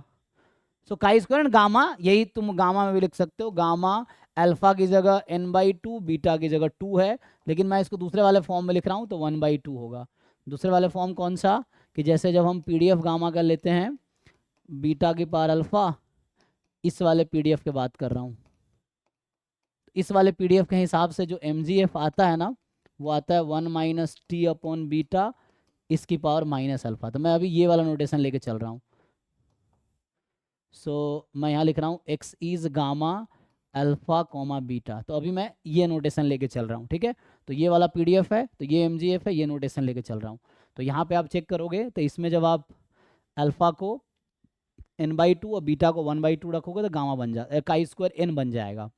तो ये Y N chi square N है, गामा n/2 1/2 है आपके पास। और अब देखिए नेक्स्ट जो है, मुझे एक नया random variable T N define किया इन्होंने। टी एन डिफाइन किया कि √n x अपॉन √y(n). तो एक्चुअली ये अभी आउट ऑफ सिलेबस हो गया, मतलब अभी मैंने पढ़ाया नहीं है, सैम्पलिंग का क्वेश्चन है एक्चुअली। तो जिन लोग ऑलरेडी आइडिया होगा तो ये थ्योरम होता है कि normal 0 1 upon chi square n upon n, this has distribution T distribution with n degree of freedom. तो ये टी डिस्ट्रीब्यूशन में चला गया। तो जो हमारे पास रैंडम वेरिएबल टी एन है, it has distribution T distribution with n degree of freedom, जो कि हमने क्लास में डिस्कस नहीं किया है। अगर रिकॉर्डेड जिन लोगों ने देखा होगा तो वहाँ पे सैम्पलिंग में जाके देख सकते हो। तो ये टी एन में आ गया, अब टी एन के साथ काम होगा। तो minimum value of N for which variance of T N is finite is 2। तो देख लो टी डिस्ट्रीब्यूशन में क्या होता है, देन एक्सपेक्टेशन ऑफ T10, इसका मीन निकालो, फिर आगे हो जाएगा काम। तो टी डिस्ट्रीब्यूशन पढ़ा नहीं, तभी छोड़ दो तो काल के लिए, है ना। जैसे फोर्थ वाला पार्ट में एक मैं जस्ट बता देता हूँ अभी के लिए, कि जब n टेंस टू इन्फिनिटी होती है तो ये जो Tn डिस्ट्रीब्यूशन है ये नॉर्मल 0 1 बन जाता है। तो लास्ट वाले पार्ट में ये वाला थ्योरम है, ये दोनों एक्चुअली। सो ये दोनों सैम्पलिंग का थ्योरम है जो यहाँ पे यूज़ होगा, जो कि अभी मैंने पढ़ाया नहीं, तो अभी स्किप कर देते हैं, ठीक है। जब n लार्ज होगा तो जो T distribution with n degree of freedom वो नॉर्मल 0 1 बन जाएगी। तो जो लास्ट पार्ट में ये कॉन्सेप्ट यूज हो रहा है, बाकी पार्ट तो वैसे ही है। टी एन का पीडीएफ लिख लो, एन की जैसे मान लो काई स्क्वायर एन का पीडीएफ है, तो काई स्क्वायर एन का पीडीएफ तो यहीं से आ जाएगा, क्योंकि हमने कहा काई स्क्वायर क्या है, अल्फा को n/2 रख दो, बीटा को 1/2, तो काई स्क्वायर एन का पीडीएफ आ जाएगा। तो वैसे ही टी एन का एक पीडीएफ है, उससे भी काम हो जाएगा। तो टी डिस्ट्रीब्यूशन जब पढ़ेंगे अभी आएगा सैम्पलिंग में, F distribution, T distribution, chi square distribution, तीनों ये सैम्पलिंग डिस्ट्रीब्यूशन में आते हैं। ऑर्डर स्टैटिस्टिक्स भी सैम्पलिंग डिस्ट्रीब्यूशन का पार्ट है, ठीक है। तो नेक्स्ट पे आते हैं। तो नेक्स्ट किनका रह गया, तो एक तो 64 है आपका, और बाकी है ना, किसी क्वेश्चन रह तो नहीं गया, तो 64 पे आते हैं। देख लो, 2 असाइनमेंट भेजे हैं, दोनों क्वेश्चन देख लो, ट्राई करके देखो, अभी ट्राई करो, नहीं हो तो पूछो, जो भी क्वेश्चन नहीं समझ आ रहा आपको आप पूछो। सो तो इसका प्रूफ कैसे आएगा? किसका, इसका हाँ, आ जाएगा ज्वाइंट से। ये थ्योरम है actually, this is just a theorem, कोई भी बुक उठाओ उसमें मिल जाएगा। जैसे वीकर वैद्य वाले बुक में जाकर देखो, वहाँ प्रूफ है, ऑलरेडी प्रूफ कर रखा उन लोगों ने। mgf से हो जाएगा ज्वाइंट, जैसा अभी कल कर रहे थे ना तुम, ये रेशियो ऑफ 2 डिस्ट्रीब्यूशन ही तो है टाइप का। तो जैसे ये tn हो गया, अगला मान लो un vn टाइप का, जैकोबियन मेथड से आ जाएगा। जैसे कल x अपॉन y और x का ज्वाइंट निकाल रहे थे ना, फिर बाद में x अपॉन y का मार्जिन निकाले थे, तो वैसे ही हो जाएगा कि ये मान लो u है, अगला v ले लो, uv का ज्वाइंट निकालो, फिर उससे मार्जिन निकालो। तो प्रूफ इजली बुक में मिल जाएगा आपको, कोई भी जो स्टैंडर्ड वीकर वैद्य वाली बहुत अच्छी बुक है, मतलब थ्योरेटिकल है, लेकिन वहाँ पे भी तुम्हें मिल जाएगी। ये थ्योरम है जस्ट, कि नॉर्मल 0 1, ये सब मैं क्लास में लिखाऊंगा अभी, जैसे इतने थ्योरम्स लिखे थे ना, सब थ्योरम बेस्ड क्वेश्चन है। तो normal 0 1 upon chi square n upon n का डिस्ट्रीब्यूशन Tn होता है, ये स्टैंडर्ड थ्योरम है, यहीं से Tn आता है। तो ये आगे भी डिस्कस करेंगे। हाँ, तो आपका क्या क्वेश्चन था जी, 64। सो 64 नंबर जो क्वेश्चन है वो कह रहा है कि, हाँ ज्वाइंट दे रखा है, देखिए। सो 64th क्वेश्चन में x फॉलो करेगा बायनोमियल 16,1/2। हाँ, क्योंकि ये ज्वाइंट है ना, तो इसको हम ब्रेक कर लेंगे। सो ये पीएमएफ है, ज्वाइंट पीएमएफ दे रखा है आपको। सो ज्वाइंट पीएमएफ है एक्चुअली ये जो एक्चुअल दे रखा है उसको लिख देता हूँ। नोटेशन मैंने वही फॉलो किया, ऊपर पीएमएफ लिखा है, नोटेशन पीडीएफ वाला ही लिख दिया है। ओरिजिनल पेपर में भी यही करते हैं कई लोग। सो x+1 choose y, 16 choose x, फिर 1/6 up power y, 5/6 power x+1 minus y and 1/2 की पावर 16। और ये बता रहा है कि जो y की वैल्यू है 0, 1, 2 अप टू x+1 तक जा रही है, और x की जो वैल्यू है 0, 1, 2 अप टू 16 है। तो यहाँ से एक सपोर्ट ना एक आइडिया देता है कि क्या डिस्ट्रीब्यूशन हो सकता है। तो सपोर्ट सिंपली एक आइडिया दे रहा है कि y गिवन x कहीं ना कहीं बाइनोमियल होगा, और y x अलोन कहीं ना कहीं बाइनोमियल, x अलोन मतलब मार्जिनल ऑफ x कहीं ना कहीं बाइनोमियल होगा। देखो इसको ब्रेक करके देखते हैं। तो ऐसा आएगा, x फॉलो कर रहा है बाइनोमियल 16, 1/2, और y x फॉलो कर रहा है बाइनोमियल x+1, 1/6। ठीक है। तो देखो यहाँ से आ जाएगा 16 चूज x, 1/2 की पावर 16, ये x का मार्जिनल आ गया। बाकी को लिख दो, x+1 चूज y, 1/6 की पावर y, 5/6 की पावर x+1 माइनस y। सो मैं ऐसा लिख के बता रहा हूँ, ये है पीएमएफ ऑफ x और ये है PMF of y given x। तो x आप देख के सिंपली पहचान पाओगे। इसको हम ये भी लिख सकते हैं ना, अगर इसको चाहे पावर 16 था तो मैं ऐसा कर दूं पावर 6 पावर x और 1/2 की पावर 16 माइनस x, ऐसा भी तो कर सकते हैं ना। तो ये हो गया x का डिस्ट्रीब्यूशन आ गया binomial 16, 1/2 and y given x बराबर x का डिस्ट्रीब्यूशन आ गया बाइनोमियल। देखो ये कैसा है, NCR p की पावर r q की पावर n माइनस r। तो n की जगह x+1 है, सो n की जगह x+1 है, और p की जगह 1/6 है। ठीक है। तो ये जो ज्वाइंट पीएमएफ था that is the PMF of x into PMF of y given x। सो यहाँ से अब आप बाकी पार्ट निकल जाएंगे, हो जाएगा, हो ठीक। जाएगा सर। तो बाकी पार्ट ऐसे ही हो जाएगा। तो नेक्स्ट बताइए जी, दोनों असाइनमेंट, 2 असाइनमेंट भेजे हैं ना, दोनों ट्राई करना, जो अभी तक कर सकते हो, जो नहीं कर सकते ठीक है उसको स्किप करेंगे, लेकिन जो क्वेश्चंस कर सकते हो दोनों ट्राई करो। एंड 57 और बता दीजिए। 57, तो यहाँ पे देख लो इनको जो भी डाउट हो रहा है। 57 में देख लो अमन, तुम्हारा कुछ बच गया हो बताओ, क्योंकि तुम्हारे डाउट्स है ना, मतलब तुम काफ़ी अच्छा प्रैक्टिस करो, अच्छी बात है, जितना है ना कोशिश करना अच्छी बात है, तो है ना काफ़ी प्रैक्टिस करते हो क्वेश्चन। तो यहाँ पे क्या है 57, इसमें क्या है, fair die is rolled 4 times independently. एक डाई को हमने 4 टाइम रोल किया है इंडिपेंडेंटली, और I 1 2 3 4 है डिफाइंड। तो y1 मतलब 1 if 6 appears on the first throw, y2 का मतलब होगा 1 अगर 6 appears on the second throw. y2 मतलब देखो मैं अगर तुमसे पूछूं कि ये बताओ yi का डिस्ट्रीब्यूशन क्या है, कौन सा रैंडम वेरिएबल है जिसका सपोर्ट 0 1 होता है? बर्नौली। तो ये yi का डिस्ट्रीब्यूशन बर्नौली, मैं yi लिख देता हूँ क्वेश्चन में क्या है। सो yi क्वेश्चन में लिख रखा है इन्होंने कि yi की जो वैल्यू है ना वो है आपका 1 0। 1 कब है, if 6 appears on ith throw, है ना। तो मतलब y1 मतलब 1 होगा अदरवाइज 0 होगा। अदरवाइज एक डाई को हमने 4 बार थ्रो किया है, सो यहाँ कहना चाह रहा है कि y1 का मतलब है y1 जो होगा 1 होगा अगर फर्स्ट थ्रो जो आया, फर्स्ट थ्रो है ना, 6 अपीयर्स ऑन फर्स्ट थ्रो, ये मतलब है 1 है अगर 6 appears on first throw and 0 otherwise. तो एक हमने 4 डाइस को मतलब डाइस को 4 टाइम रोल किया ना, हाँ एक डाई को 4 टाइम रोल किया, तो पहले थ्रो पे अगर 6 आ गया तो y1 की वैल्यू 1 है, अगर नहीं आया तो मतलब 0, बाकी केस में 0 है। ऐसे ही बाकी चल रहा है, ठीक है ना। तो कहने का मतलब यहाँ yi का जो डिस्ट्रीब्यूशन है ना वो बर्नौली डिस्ट्रीब्यूशन है। Bernoulli with what parameter, p क्या है यहाँ पे। सो मान लो पहले थ्रो पे 6 आने की प्रोबेबिलिटी कितनी है, 1/6 है ना। तो ith थ्रो पे 6 आने की प्रोबेबिलिटी 1/6 हो जाएगी। हाँ तो ये अभी 1/6 है एक्चुअली। और तो पूछा क्या आपसे क्वेश्चन में ये है तो आपसे क्या पूछा गया है? क्वेश्चन ये पूछा है कि प्रोबेबिलिटी दैट मैक्सिमम, देखो अच्छा, ईच वाई आई की सपोर्ट क्या है?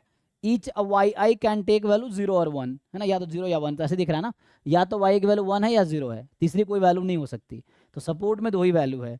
अब ये कह रहा है कि maximum of y1 y2 y3 y4 ये इक्वल है 1 के, ठीक है। सो ये प्रोबेबिलिटी है।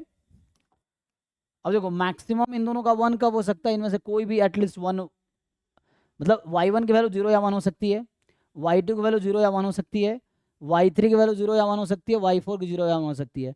तो मैक्सिमम 1 आ रहा है, तो एटलीस्ट 1 1 है, तो इसको कॉम्प्लीमेंट ले लो, आसान रहेगा।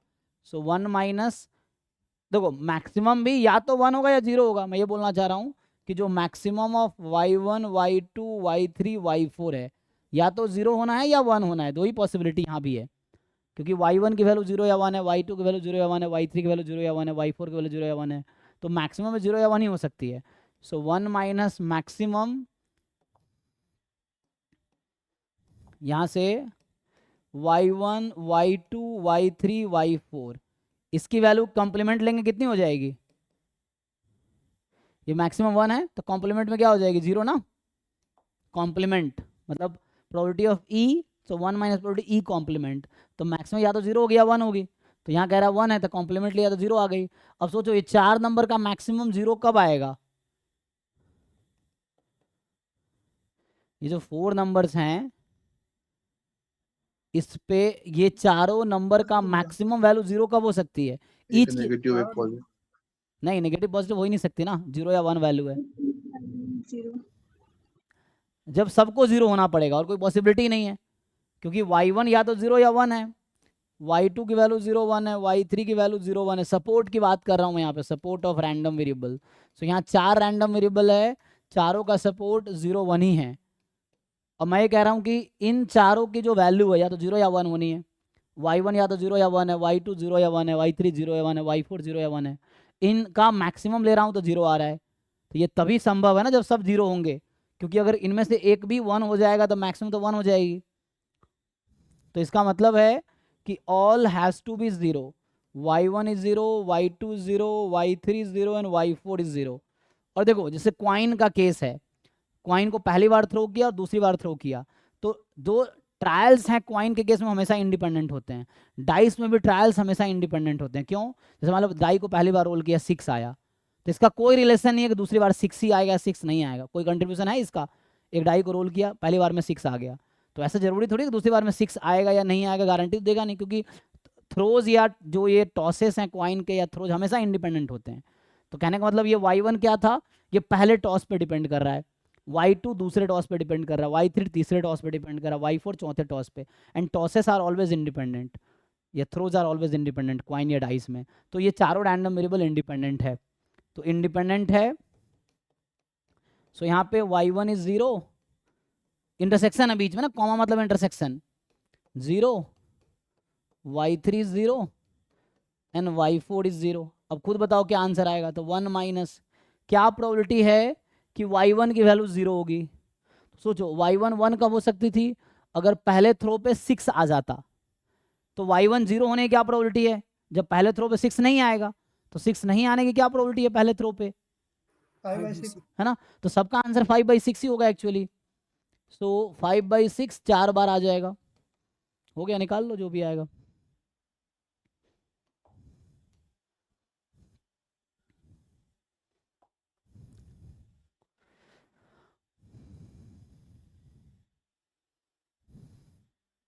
ठीक है, सो एक बार दोनों असाइनमेंट देख लो, जो डाउट है बताओ, जो भी क्वेश्चंस इन दोनों में से सॉल्व करके, और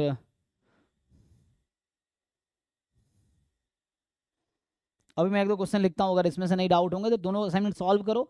पहले जितने PYQs हैं जिस भी टॉपिक है सबका यूनिट वाइज एक बार कर जाओ, जितने असाइनमेंट है, 1-2 कम से कम एक बार तो कर ही जाओ, 1 2 3 4 5 बार जितनी बार कर सकते हो कर लो, फिर ईयर वाइज बाद में सॉल्व कर लो, फिर मॉक टेस्ट कर लो, काफ़ी है। 52, अच्छा, तो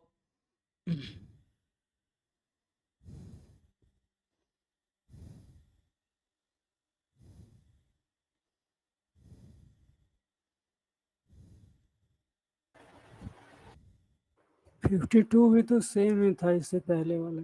अच्छा देखा हूँ, देखा नहीं मैंने तो। सर जी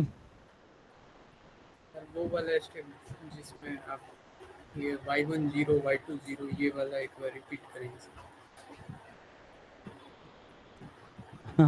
अरे भाई तुम ये बताओ, जैसे y1 की वैल्यू 0 या 1 हो सकती है, y1 0 और 1 है, y2 भी 0 या 1 है, y3 0 या 1 है, y4 0 या 1 है, दो ही वैल्यू हो सकती है।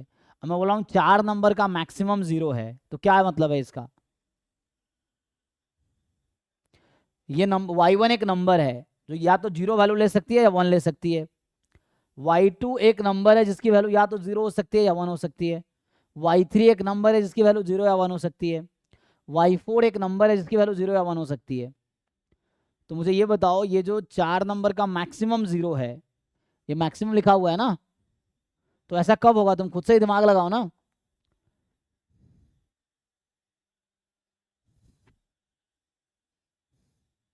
ये तो बेसिक अंडरस्टैंडिंग है, इसमें मैं क्या ही समझाऊंगा तुम्हें, ये तो बेसिक अंडरस्टैंडिंग है ना, कि इन चारों में जो जो लार्जेस्ट नंबर है वो 0 है, तो इसका क्या मतलब है? अरे भाई ये बताओ, y1 1 हो सकती है क्या? चलो मान लो y1 को 1 रख दिया, तो इसकी मैक्सिमम कितनी आ जाएगी इनमें से?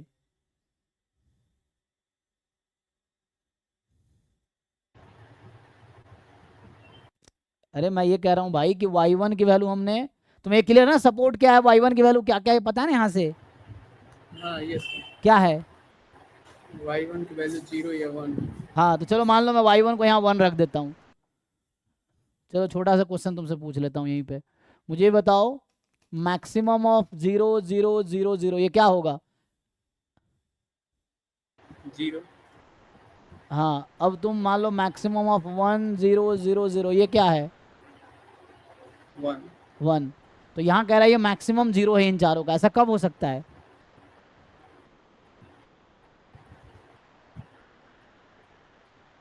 ये 4 नंबर है, इसका मैक्सिमम 0 कैसे आया?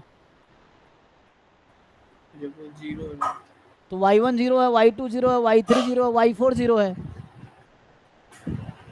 तुम्हें इसमें समझ क्या नहीं आ रहा है कि यहाँ से यहाँ तक कैसे लिख दिया, यही ना?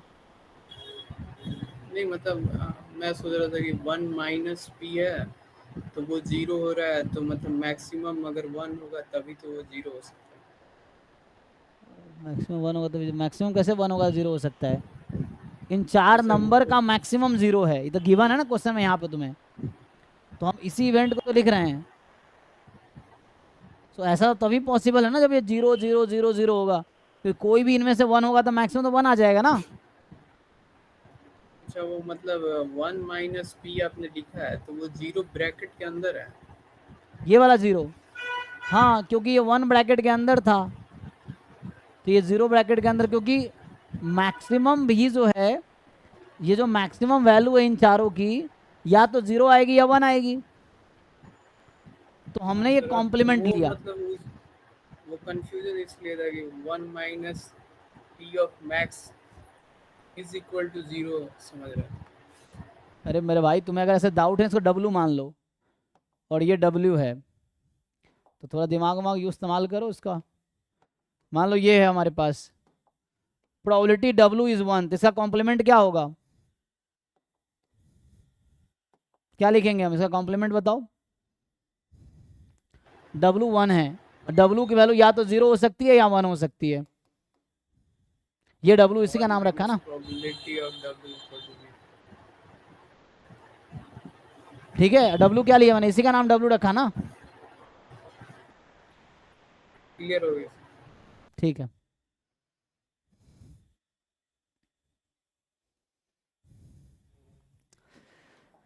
इसलिए कई बार सॉल्यूशन देख के हम समझ नहीं पाते, हम खुद ही ये चीज करते हैं तो ज्यादा अच्छे समझ पाते हैं। तो मैं बोलता हूँ खुद से ट्राई करोगे तो समझ आएगा। किसी का लिखा हुआ सॉल्यूशन समझना और ज्यादा मुश्किल काम होता है, कि किसी का सॉल्यूशन लिखा हुआ उसको समझने की कोशिश कर रहे हैं, फिर मान लो गलती भी लिख दिया तो हम उसको जस्टिफाई कर रहे होते हैं क्यों सही है वो।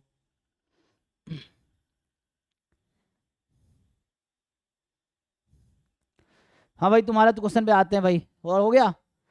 तो थर्ड थ्रो में 6 अपीयर ना होने की प्रोबेबिलिटी 5/6 होगी। हाँ अरे तो हर थ्रो में, जैसे पहला थ्रो किया तुमने तो फर्स्ट थ्रो में 6 आने की क्या प्रोबेबिलिटी है 1/6, तो 6 ना आने की प्रोबेबिलिटी 5/6। दूसरे थ्रो में 6 आने की प्रोबेबिलिटी 1/6, तो 6 ना आने की 5/6। तीसरे थ्रो में 6 आने की प्रोबेबिलिटी 1/6, 6 ना आने की 5/6। तीसरे थ्रो में 6 आने की प्रोबेबिलिटी 1/6, चौथे थ्रो में 6 आने की प्रोबेबिलिटी 1/6, 6 ना आने की 5/6। इसमें क्या लॉजिक है, तो सिंपल है ना, ईच थ्रो इंडिपेंडेंट है एक दूसरे से। तो पहले थ्रो पे क्या आया ये थोड़ी इफेक्ट करेगा दूसरे थ्रो पे क्या आएगा, तो उससे कोई रिलेशन नहीं है थ्रो में एक दूसरे से। तो इसलिए y1 y2 y3 y4 यहाँ इंडिपेंडेंट है। चलो भाई तुम्हारे क्वेश्चन पे आते हैं। शुभम नहीं किस क्या सोहम, तुम क्या पूछ रहे थे? 62। अभी और बाकी है 62। तो यहाँ पे 62 में क्या है, तुम ट्राई किए हो ना ये सब? तो यस सर। कई बार कराया हूँ। टोटल पॉसिबल केसेस काउंट कर लो।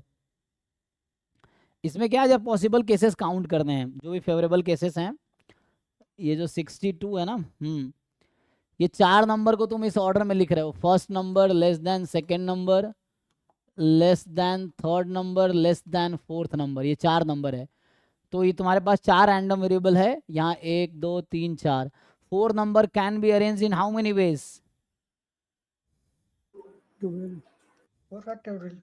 4 फैक्टोरियल, तो 24 हो गया। ठीक, अब तुम देखो तुम्हारा इवेंट क्या है। तो ये तो सैंपल स्पेस था। इवेंट तुम्हारा है actually x1 less than x2 less than maximum of x1 comma x4।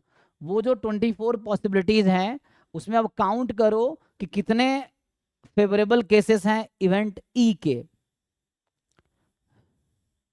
सो वो तुम्हें बस देखना है कि ई को कितने फेवरेबल आउटकम होंगे ई के उसमें।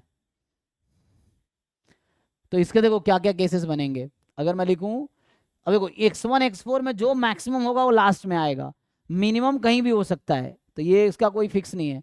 तो इसमें केसेस ये है कि मान लो मैं x4 को मैक्सिमम मान लूँ, तो ऐसा हो सकता है x1 यहाँ आ जाएगा, x2 यहाँ हो जाएगा, x1 यहाँ, अच्छा एक मिनट, एक मैंने लिखने में गलती किया ना, कहाँ पे है, यहाँ पे x1 की जगह x3 था, सो यहाँ 3 है, सो यहाँ 3 है, ठीक है। तो ऐसा हो सकता है, लेकिन ऐसा भी तो हो सकता है कि x4 मैक्सिमम है और x1 यहाँ आ जाए, x2 यहाँ आ जाए, तो भी कोई दिक्कत नहीं है। या ऐसा भी हो सकता है कि x4 यहाँ यहाँ पे x2 यहाँ x3 यहाँ x1, ये तो 3 पॉसिबिलिटी है जब x4 को मैंने मैक्सिमम माना। इसमें कोई भी एक मैक्सिमम हो सकता है ना x1 x4 में से, जैसे maximum of x1 comma x4 या तो x1 होगा या x4 होगा। x1 कब होगा, जब x1 की वैल्यू ज़्यादा होगी x4 से। x4 कब होगा, जब x1 की वैल्यू कम होगी x4 से। तो अभी मैंने ये वाला केस अज्यूम किया है। सो x1 की वैल्यू कम है x4 से। अब ये कहीं थोड़ी लिखा हुआ है कि x1 की वैल्यू x2 से कम है या ज़्यादा है, तो कुछ भी हो सकता है, दोनों पॉसिबिलिटी। ये नहीं लिखा हुआ है कहीं पे कि x1 की वैल्यू x3 के रेस्पेक्ट में ज़्यादा है, तो कहीं भी हो सकता है। तो यहाँ पे अगर, तो इसलिए 3 और पॉसिबिलिटी आएगा सिमिलरली।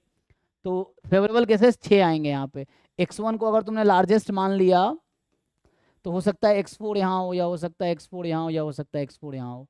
तो बाकी केस में x2 x3 यहाँ रहेगा, बाकी यहाँ x2 रहेगा, यहाँ x3 रहेगा, बाकी यहाँ x3 और x2 रहेगा। तो ये मैक्सिमम मैंने यहाँ x1 अज्यूम किया, यहाँ मैक्सिमम x4 अज्यूम किया।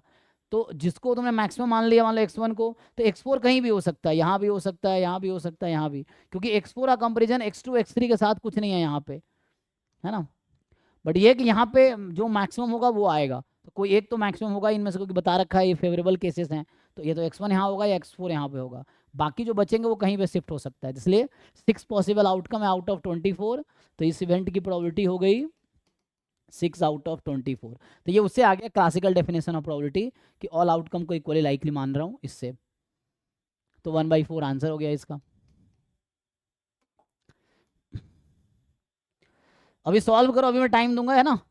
अभी थोड़ा टाइम लो, मंडे तक इस दोनों असाइनमेंट को कंप्लीट करो, जो मल्टीवेरिएट है, स्टैंडर्ड मल्टीवेरिएट है। किससे अभी कल मैं थ्योरी इसका करवा दूंगा, जब तक थोड़ा टाइम लेके सॉल्व करो जिन लोगों ने नहीं किया है।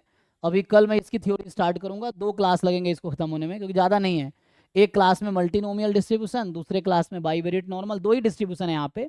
स्टैंडर्ड मल्टीवेरिएट में 2 ही डिस्ट्रीब्यूशन है, ये तो एक क्लास में भी खत्म हो सकता है, ये कुछ खास नहीं है ना। मल्टीनोमियल डिस्ट्रीब्यूशन क्या होता है, फिर उसमें मेनली है ना कि उसमें मोमेंट्स क्या है, कोरिलेशन क्या है, मार्जिनल क्या है, एडिटिव प्रॉपर्टी क्या है। फिर बाईवेरिएट नॉर्मल में मार्जिनल क्या है, कंडीशनल क्या है और रिलेटेड प्रॉपर्टीज बताने हैं। तो मतलब दो ही डिस्ट्रीब्यूशन है, स्टैंडर्ड मल्टीवेरिएट में दो ही डिस्ट्रीब्यूशन आपको पढ़ने हैं, और वो है मल्टीनोमियल एंड बाईवेरिएट नॉर्मल, जो कि कल थ्योरी हो सकता है कल ही खत्म हो जाए थ्योरी इसकी, क्योंकि ज़्यादा नहीं है ना, ये छोटे से टॉपिक है, एक क्लास में ये हो जाएगा, 2 या 3 क्लास में ये खत्म हो जाएगा, क्योंकि ये भी ज़्यादा नहीं है। तो इसमें जस्ट डेफिनेशन है, थोड़े क्वेश्चंस हैं, इसमें ज़्यादा थ्योरम्स नहीं है। तो जस्ट ये 2 क्लासेस मैक्सिमम लगेंगे इसमें, 2 क्लासेस।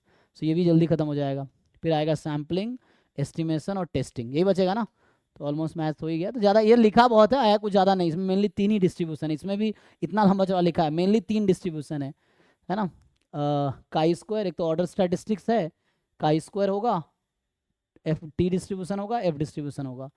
तो मतलब order statistics, chi square, T, F, 4 चीज़ें इसमें मेनली हैं, इतना लिखा है डिटेल में, अदरवाइज है 4 ही चीज़ें इसमें, तो कुछ खास नहीं है। फिर एस्टिमेशन और टेस्टिंग। तो एनीवे मेन तो इधर समझना होता है, बाकी तो एक बात तुम्हें समझ आ गया कि सबका बैकग्राउंड में रैंडम वेरिएबल चल रहा है, चाहे वो एस्टिमेशन हो, चाहे सैम्पलिंग हो, चाहे टेस्टिंग हो, रैंडम वेरिएबल हर जगह चाहिए। ठीक है, अभी और डाउट पे आते हैं, तो टाइम है ना हमारे पास।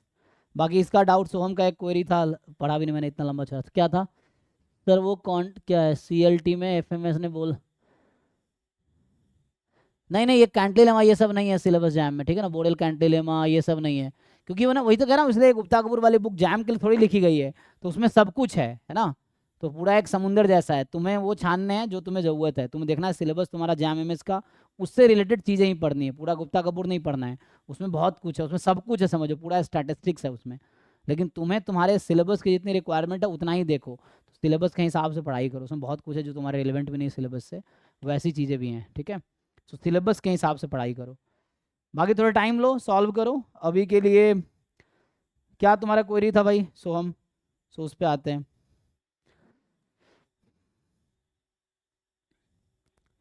ठीक है, बाकी लोगों का दोनों असाइनमेंट सॉल्व करो, कंप्लीट करो, फिर डाउट पूछना अभी डाउट क्लास में या कल क्लास में। कल मैं पहले मल्टीनोमियल डिस्ट्रीब्यूशन कराऊंगा।